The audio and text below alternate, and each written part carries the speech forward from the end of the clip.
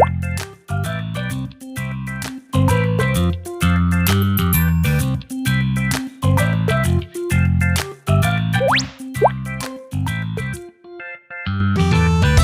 sini aku ingin membawakan video mengenai mitos di depan pintu. Kalian pernah dengar gak sih tentang mitos tidak boleh makan di depan pintu? Katanya sih bikin sial, jodoh kabur, dan juga rezeki seret.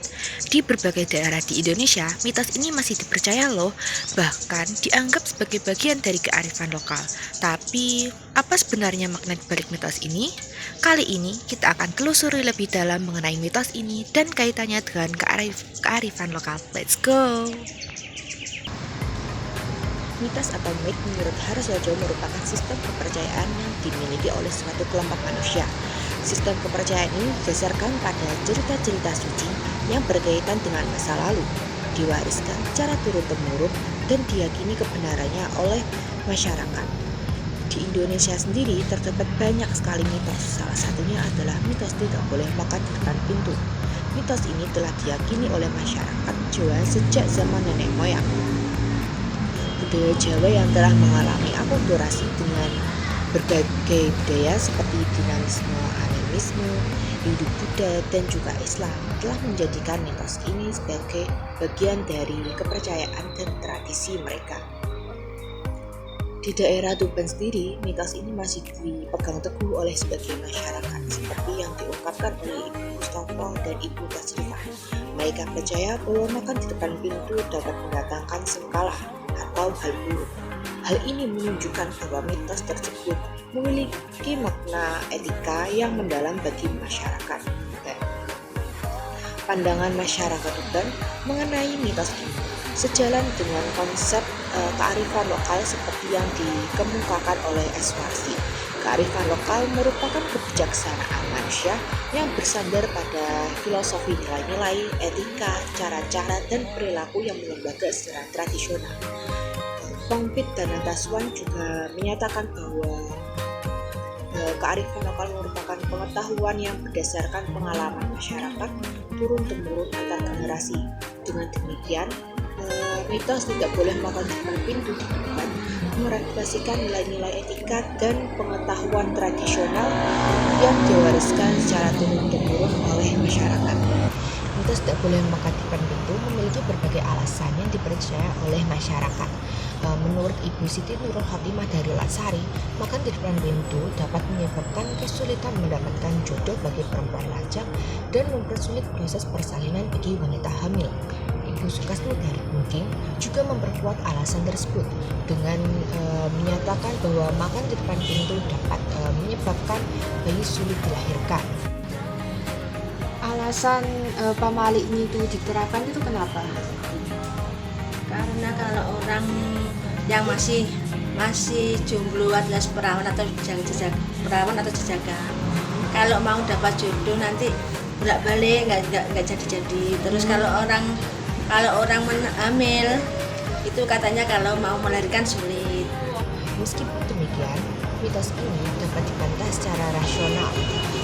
Pak Harto, salah satu narasumber dari Kinking, berpendapat bahwa depan pintu bukanlah tempat yang tepat untuk makan dan dapat mengganggu orang yang lewat.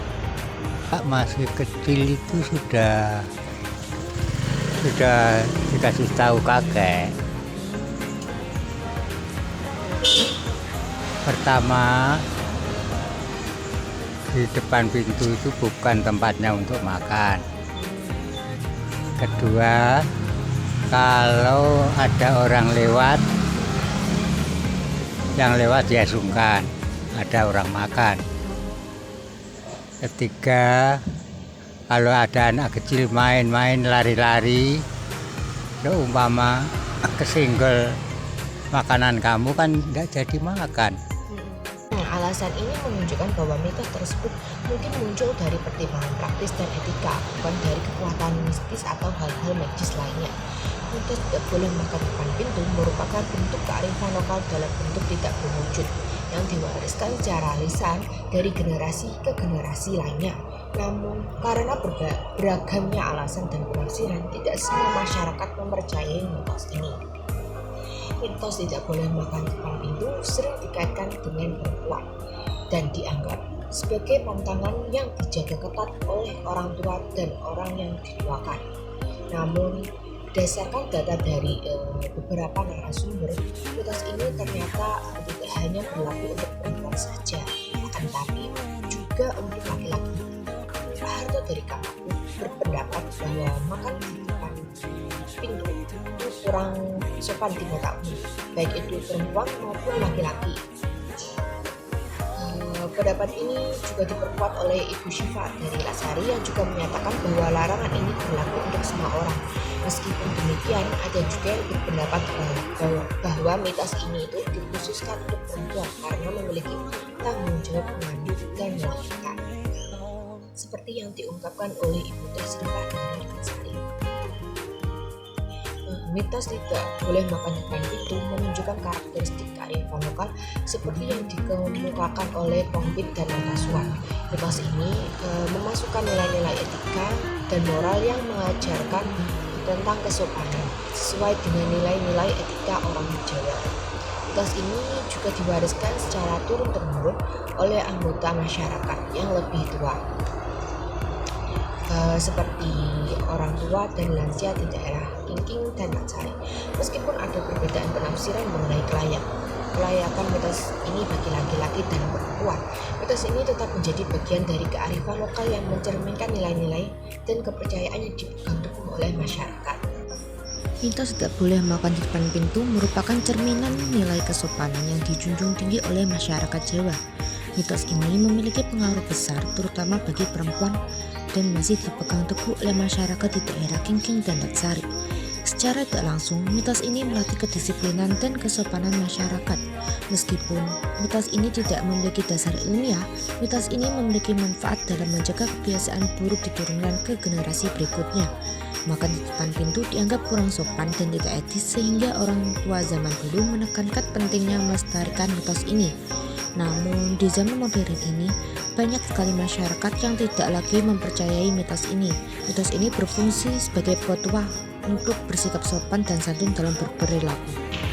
Oke guys, jadi kesimpulannya adalah melalui wawancara di daerah Kamaku, Kingking dan Latsari terungkap bahwa kedua daerah tersebut memiliki kepercayaan dan alasan yang sama mengenai mitos tidak boleh makan di depan pintu. Mitos ini merupakan warisan budaya yang mencerminkan nilai-nilai dan kepercayaan masyarakat Jawa di zaman lampau. See you next time.